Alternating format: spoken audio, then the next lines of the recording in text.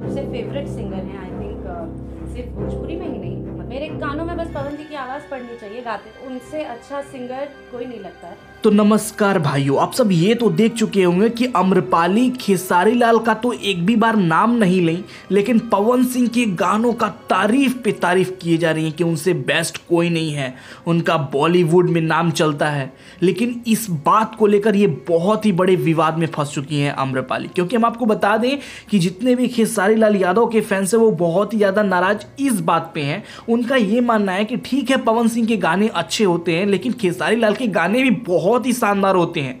कुछ कुछ गाने तो ऐसे हैं जो बहुत ही शानदार है खेसारी लाल यादव के।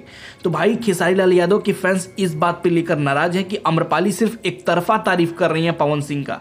अब बताइए आप सब मुझे कमेंट बॉक्स में, क्या ये गलत है कि सही है? खेसारी लाल यादव के साथ सही हो रहा है कि गलत हो रहा है? आप सब मुझे कमेंट बॉक्स में बताइए।